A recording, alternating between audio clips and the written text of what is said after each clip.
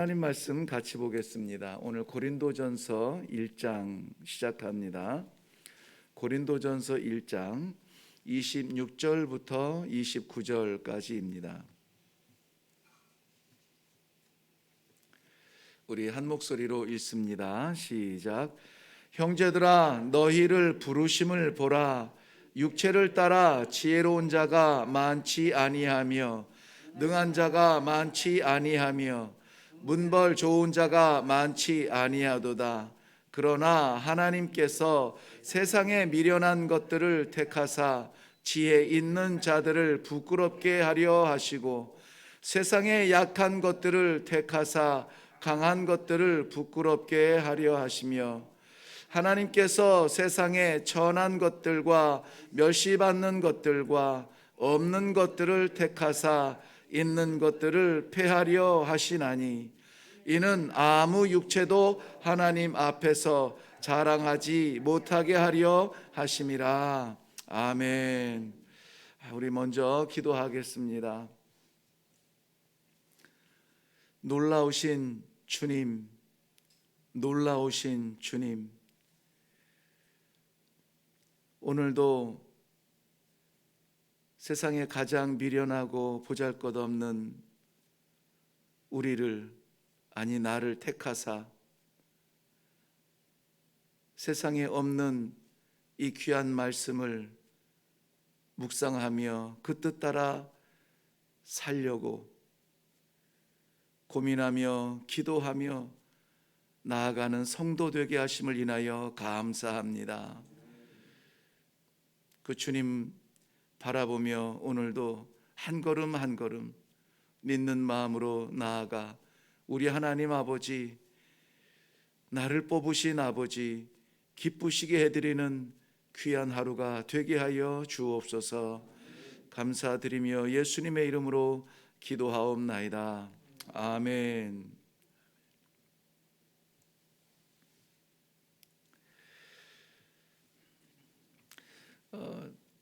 우린 참 연약합니다. 아무리 뭘 좀 한다고 해도 여전히 실수가 많고 부족하고 후회가 남습니다. 하나님은 너무 섬세하세요. 이런 말씀을 묵상하면서 여전히 미련하고 연약함을 고백할 수 없지만 하나님께서 택하신 소중한 사람 된 것이 얼마나 감격스러운가. 이 감격을 가지고 묵상을 하면서 이 설교를 준비하는데 오늘따라 평소보다 조금 일찍 마쳤어요. 그래서 꾀가 생겨가지고 너무 피곤하고 해서 보통 저희 집사람이 일어나는 시간이 있거든요. 그러면 일어나면은 내가 눈 감고 있으면 나를 깨우겠지 하고 책상에 앉아서 잠시 눈을 붙였는데 오늘따라 아마 일회교회를 섬기고 처음일 거예요. 집사람이 제 시간에 못 일어난 거. 우리가 나와야 되는 시간에 눈을 뜨게 된 거예요. 그래서 보니까는 아주 편안하게 주무시고 계시길래 깜짝 놀라서 얼굴에 소름이 끼치면서 제가 집사람을 깨우고 저도 후닥닥 준비하고 그리고 달려왔습니다. 그러면서 야, 참 못났다. 그거 10분 눈 붙이려고 모험을 하냐 그러면서 왔습니다. 그리고 예배당에 도착해서 찬송을 준비하는데 가슴이 두근대더라고요. 이렇게 미련한데 하나님 오늘도 또 세우십니다.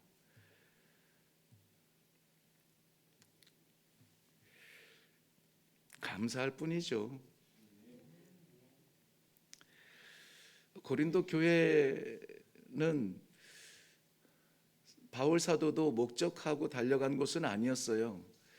2차 선교하면서 아시아로 가기를 원했지만 성령께서 막으시고 마케도니아로 건너가게 하셔서 첫성 빌립보에 복음을 전하고 또 하나님께서 인도하시는 대로 가다가 아덴이라는, 지금 우리가 생각하는 아테네겠죠. 아덴에 들어가서 보니 아주 마음이 딱 들었습니다. 왜냐하면은 그곳은 철학의 도시였고 많은 사람들이 구석구석 모여서 자기의 철학을 증거하고 그러니 야, 저 정도면은 나도 안 밀릴 것 같아. 자기의 있는 지식을 총동원해서 복음을 증거하고 변증을 하여서 사람들의 마음을 그리스도에게로 돌리려고 합니다. 그런데 하나님께서는 그 부분도 역시 놓치지 아니하시고 자기의 지혜와 지식을 동원해서 사람들의 마음을 움직이려고 했던 사도 바울의 사역을 철저하게 실패하게 만드시고 유일하게 그곳에서 교회를 개척하는 일을 못하게 됩니다. 그리고 패배의 심정으로 아덴에서 고린도는 꽤나 먼 거리입니다. 그 먼 거리를 바닷길을 통해서 고린도에 들어가게 돼요. 그런데 거기에서 하나님께서 주신 새 마음이 무엇이냐면은 여기에 십자가 세워야 한다는 거예요. 왜냐하면 고린도가 잘 나가는 동네였거든요. 부요했습니다. 풍요로웠습니다. 많은 것들이 있어요. 그런데 부요와 풍요를 따라서 부요와 풍요 속에 하나님 계시지 않으면은 반드시 죄악이 들어가게 되어 있는데 고린도 교회가 그 부요함과 풍요로움과 안정된 삶을 통하여서 이런저런 모양의 죄악들이 많이 있었습니다. 그러니 이것은 그리스도의 십자가가 아니면 치유될 수 없다라고 하는 간절한 마음으로 고린도 교회의 복음을 증거합니다. 근데 때마침 거기에서 만난 사람들이 브리스가와 아굴라죠. 로마의 유대인의 그 추방령에 의해서 로마로부터 와서 고린도에 머물고 있는 브리스가와 아굴라를 만나서 함께 이 천막 짓는 일을 하면서 복음을 증거하게 됩니다. 나중에 디모데하고 실라가 여기에 이제 합류하게 되죠. 그러면서 힘을 얻고 거기에 세운 교회가 고린도 교회입니다. 그리고 예루살렘으로 돌아가서 보고를 하게 되고요. 3차 선교를 위해서 와서 에베소에 머물고 있는데 편지 한 통을 받게 됩니다. 근데 고린도에서 급하게 전달이 된 편지인데 그렇게 힘들여 세운 이 고린도 교회가 지금 난리가 난 거죠. 뭐냐면은 성도들이 여기 쪼개지고 저기 쪼개지고 일단 가장 큰 문제는 성도들의 분열이었습니다. 우리는 처음 이곳에 복음을 전한 바울 사도님의 그 뜻을 받들고 그 말씀을 따라서 이 신앙생활을 한 사람들이다. 어떤 사람들은 이미 그 오순절 성령의 역사를 받고 예루살렘의 광장에서 선포하던 그 베드로의 복음을 받고 온 사람들도 있기 때문에 우리는 그래도 복음의 뿌리는 베드로 사도 아니냐, 우리는 베드로파다, 아볼로파다, 지혜의 성경을 잘 깨닫고 말씀을 잘 전하는 달변가였던 것 같아요. 우리는 아볼로 선생님파다. 야, 나는 이 파 저 파도 아니고 예수님 파다. 그냥 교회 안에서 난리가 난 거예요. 뿐만이 아니라 교회 안에는 이 사회적인 당시의 고린도 교회가 보편적으로 가지고 있는 그러한 문제들이 교회 안에 그대로 들어와 있었습니다. 성적으로 문란했습니다. 근친상 간의 문제를 끌어안고 있었습니다. 성도들 간에 불쾌한 문제가 생기면 세상 법정에 끌고 나가서 성도들끼리 서로 고발하고 고발당하고 그런 문제들을 가지고 있습니다. 그 안에서 너 잘났고 나 잘났다, 여자는 어때야 되고 교회 안에서 어때야 되고 머리에 뭘 써야 되고 말아야 되고 자유해야 되고, 그리고 복음으로 인하여서 자유하게 됐다는 것을 핑계로 말미암아 방종한 그러한 삶을 살기도 하고, 준비되지 아니하는 자유는 우리에게 반드시 방종의 길로 빠지게 만듭니다. 하나님께서 모여서 함께 나누게 한 성도들의 만찬 속에서도 무절제하고 오염된 만찬이 일어나서 자기 배를 채우면서 기름기 절절 흐르는 그러한 풍요를 누리면서 예배가 예배답게 드려지지 못하고 교회 안에 하나님의 뜻이 나타나지 아니하고 사람들의 냄새가 나기 시작했던 것입니다. 거기에 대하여서 사도 바울이 그러면은 안 돼요, 교회가 그러면은 안 됩니다, 안타까운 마음으로 회신한 것이 고린도서예요. 금요 기도회와 수요 예배를 통하여서 최희동 전도사님이 벌써 이 고린도서를 계속해서 저는 이렇게 한 장씩 나가는데 우리 전도사님은 그 안에서 이렇게 조목조목 해가지고 지금 말씀을 묵상하고 있는데 요즘에는 금요 기도회 때 고린도서를 하나요? 수요일에 하나요? 금요 수요일 날에 수요일 날 10시 반에 오시면은 이렇게 한 장 한 장이 아니라 이 한 장에서도 그 중요하게 이 대목을 따라서 묵상하시는 그러한 소중한 말씀을 나눌 수가 있습니다. 교회 안에서 이렇게 성도들이 삶의 모양은 다양할지라도 우리는 오직 하나밖에 없지 않느냐. 다른 사람 보지 말고 너 자신 보지 말고 앞만 생각해도 우리는 미련하고 약한데 우리 사람 바라보지 말고 교회는 그저 바라볼 것 이거 하나밖에 없다. 그게 뭐냐? 십자가의 도라는 거예요. 십자가의 도. 여기 성경에서 고린도전서에서는 십자가의 도라고 말했지만은 그 십자가의 그 말씀 이렇게 헬라어에서는 기록하고 있습니다. 그 십자가, 세상에 얼마나 많이 십자가가 있습니까? 죄수들이 달려 사형틀로 당하는 십자가 많은데 그 십자가 말고 바로 그 십자가, 어떤 십자가? 예수 그리스도께서 달리신 그 십자가. 그 십자가가 말하는 것은 무엇입니까? 예수는 그리스도라. 우리가 십자가의 보혈로 말미암아 긍휼을 입어서 죄사함 받고 하나님 앞에 나아갈 수 있는 길이 열렸다면 다른 것 보지 마라. 그 십자가만 바라보라. 교회에서 자랑할 거 십자가 말고는 없다. 교회에서 붙들 거 십자가 말고는 없다. 아무리 좋은 사람 모이고 아무리 많은 사람 모여도 십자가 없는 곳은 교회가 아니다. 우리 고린도 교회가 십자가의 도를 따라가는 그러한 사람들이면 좋겠다 하고 사도 바울이 못 받고 이렇게 복음을 전하는 것이 오늘 이 고린도전서 1장에도 십자가의 도를 주목하고 바라보며 그것을 따라가라 이렇게 말합니다. 그런데 저는 그 뒤에 있는 말씀 속에서 너무 가슴이 뜨거웠습니다. 도대체 내가 무엇이간데 우리가 무엇이간데 하나님께서 그 하나님 독생자 예수 그리스도 달리신 십자가의 복음을 주셨단 말인가? 담을 수조차 없는 그런 연약한 마음을 가지고 있는 이 심령 속에 하나님께서 떠나지 아니할 십자가의 복음을 어쩌자고 맡기셨단 말인가? 감격스러웠습니다. 그러니 우리가 십자가 바라보는 것은 당연합니다. 이것은 은혜요 하나님의 사랑입니다.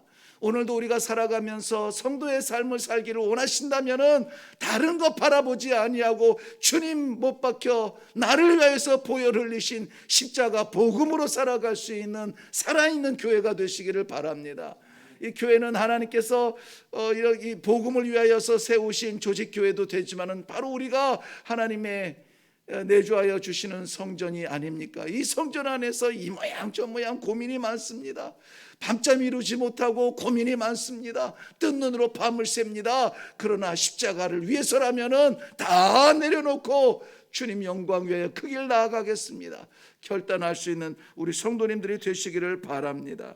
세상은 능력 있는 사람들 찾습니다. 세상에는 실력 있는 사람들 찾습니다. 세상은 괜찮은 사람들 찾습니다. 그런데 우리 하나님은 어쩌자고 세상에 가장 미련한 것, 먼지 같은 것, 성경에서는 지렁이와 같은 벌레가 나도 못한 우리를 하나님께서 택하시고 그 소중한 복음을 담아주시고 바로 그 십자가를 바라보게 하시고 오늘도 그 길을 걷겠다고 걸을 수 없는 연약한 몸뚱아리 끌고 와 기도하게 하시며 말씀 받게 하십니까?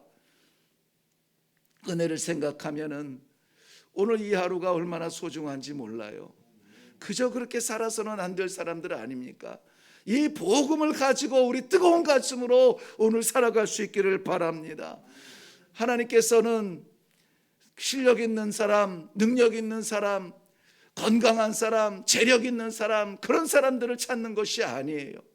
미련하고 답답하고 세상으로의 관점으로 보아서는 대책이 없는 사람 같은데 그래도 여지없이 십자가만 바라보며 그 십자가 붙들고 기도하며 그곳을 향하여서 나아가는 성도들을 하나님께서는 찾으십니다. 왜 그러십니까? 왜 그래요? 교회라고 하는 곳이 바로 그런 성도들, 그런 사람들을 부르신 곳입니다. 사도 바울은 이렇게 고백합니다. 하나님께서 1절 말씀 볼까요? 하나님의 뜻을 따라 그리스도 예수의 사도로 부르심을 받은 바울과 형제 소스데네는 고린도에 있는 하나님의 교회 곧 그리스도 안에서 거룩하여지고 성도라 부르심을 받은 자들과 또 각 처에서 우리의 주 곧 그들과 우리의 주 되신 예수 그리스도의 이름을 부르는 모든 자들에게 하나님 우리 아버지와 주 예수 그리스도로부터 은혜와 평강이 있기를 원하노라. 왜냐하면 사도 바울이 경험했습니다. 들은 게 아니라 자신이 경험했어요. 뭘 경험했습니까? 하나님께서 나 같은 것도 불러주셨다는 거예요. 나 같은 것도. 우리는 추측할 뿐이지 사도 바울은 자신을 잘 압니다. 내가 교회를 핍박하고 성도들을 잔해하던 그런 사람인데 그런 나 같은 놈도 하나님이 불러주셨다. 어디에? 복음의 현장에. 그리고 지금 이 편지를 받는 그 성도들은 누구입니까? 그들도 하나님께서 교회로, 하나님의 교회로 불러주셨다는 거예요. 불러주셨다는 겁니다. 그래서 생겨난 곳이 교회, 고린도 교회입니다. 그러니 너희는 너희가 모여서 너희가 원하여서 모인 곳, 너희가 원하여서 모인 자리가 아니다. 너희가 필요해서 모인 자리가 아니다. 너희가 그리워서 모인 자리가 아니다. 하나님께서 너희를 부르신 자리다. 그러니 부르신 하나님의 음성을 듣고 부르신 하나님을 바라보아라 라는 것입니다. 오늘을 살아가는 우리는 어떻습니까? 우리가 필요해서 교회에 올라옵니까? 우리가 그리워서 사람 얼굴 보려고 교회에 올라옵니까? 아니지 않습니까? 하나님께서 오늘도 죽음 같은 잠에 빠진 나를 흔들어 깨워 주시어서 세상 질서로 살아갈 사람이 아니라 복음의 질서로 살아갈 나의 사람이다. 내가 너를 불러 세웠다라고 그 감격스러운 뜨거움을 주셔서 아버지 말씀 한마디 받고 아버지 앞에 기도하고 아버지께서 주신 능력으로 살기 위하여서 올라온 주의 성도들 아닙니까? 바로 우리가 하나님께서 부르신 백성들이요, 바로 내가 하나님 앞에 서야 될 부름받은 성도라고 하는 사실을 이 아침에 꼭 기억하시기를 바랍니다. 우리 하나님께서 부르신 자들이 해야 될 것은 오직 하나밖에 없습니다. 오직 예수 그리스도를 바라보며 오직 예수 그리스도를 위하여서 살고 예수 그리스도와 함께 살고. 사도 바울이 지금 자신의 삶이 어떠한 삶입니까? 자신의 인생의 경험이나 인생의 목적을 위하여서 나아가는 길이 아니었습니다. 부르시는 대로 가고 인도하시는 대로 나아가고 자신의 일이 아니라 성령께서 역사하시는 대로 나타나는. 그래서 이제 내가 사는 것은 내 안에 나를 위하여 죽으신 예수 그리스도를 위하여서 사는 것이라. 우리가 살아가야 되는 것이 능력이 여기에 이 말씀 안에 담겨져 있지 않습니까? 나를 위하여서 죽으신 예수 그리스도를 위하여 사는 것이라. 오늘도 우리는 그러한 삶을 살 수 있기를 바랍니다. 우리 이 아침에 기도할 때에 우리 각자의 삶들이 다 경계가 무너지고 오직 한 가지, 하나님께서 오늘도 나를 부르셨습니다. 내가 무엇이간데 세상에 가장 미련하고 먼지 같은 존재인 나를 부르셨습니다. 성도로 부르셨습니다. 목사로 부르셨습니다. 집사로 부르셨습니다. 권사로 부르셨습니다. 부르신 아버지 음성 듣게 하시고 부르신 아버지 기쁘시게 해드리는 삶을 살게 하여 주시옵소서. 그러므로 말미암아 큰일 났습니다. 난리 났습니다. 걱정입니다. 쪼개집니다. 나눠집니다. 죄악이 들어왔습니다. 이런 편지 날리지 말고 감사합니다. 영광 올려드립니다. 내가 무엇이간데 내 안에 이렇게 복음을 주십니까? 가는 자리마다 복음의 사람이 되게 하십니까? 가는 자리마다 사랑의 사람이 되게 하십니까? 오늘 이 하루를 마쳤을 때에는 우리 승리의 보고서를 올려드릴 수 있는 복된 성도들의 삶이 되시기를 주님의 이름으로 축원합니다. 기도하겠습니다. 오 놀라운 주 감사합니다. 세상에서는 생각할 수 없는 판단과 가치로 우리를 부르신 아버지 감사합니다. 연약하고 가장 미련한 우리를 부르셔서 하나님의 가장 아름다운 사람으로 세워주시고 가장 아름다운 노래를 부르게 하시고 가장 복된 복음을 담게 하신 하나님 감사합니다. 오늘도 우리가 그저 그렇게 살아가는 삶이 아니라 하나님께서 나를 부르셨다라고 하는 이 소명감을 가지고, 사명감을 가지고 살아갈 수 있는 성도들이 될 수 있도록 축복하여 주시옵소서. 드려지는 것은 물질이든 건강이든 생각이든 우리의 꿈이든 하나님께서 다 받으실 줄로 믿습니다. 예수님의 이름으로 기도하옵나이다. 아멘. 네, 오늘 저는 말씀의 제목을 하나님이 부르신 사람이라 이렇게 정했습니다. 제 바람이 아니라 오늘 하나님의 말씀에 그렇게 했습니다. 형제들아, 너희를 부르심을 보라 그랬습니다. 너희를 부르심을 보라. 하나님께서 우리를 부르셨습니다. 그저 하루를 살아갈 아무개가 아니라 하나님의 백성으로 살아갈 수 있도록 하나님께서 부르셨습니다. 우리가 잘나서 부른 것 아니고, 우리가 똑똑해서 부른 것 아니고, 괜찮아서 부른 것이 아니라 가장 미련하고 가장 연약하고 가장 방황하고 가장 의미 없는 삶을 살고 있는 것 같은데 아니라는 거예요. 아니라는 겁니다. 내가 나를 보는 것이 아니라 하나님께서 나를 바라보시는 것은 다른 관점이 있으세요. 무엇인가요? 어떻게 살아가야 할까요? 무엇을 해야 될까요? 오늘 하나님께서 세우시는 자리마다, 파송하시는 삶의 현장마다 그 뜻 이루어 드리는 부름받은 주의 자녀 되게 하여 주시옵소서. 오늘 이 시간 말씀 기억하시면서 먼저 이 제목으로 우리 하나님께 부름받은 사람으로 살게 하옵소서 기도하시고, 그리고 하나님 앞에 기도의 제목이 있거든 나아가서 기도하시며 또 나아갈 수 있기를 바랍니다. 우리 다 같이 기도하겠습니다.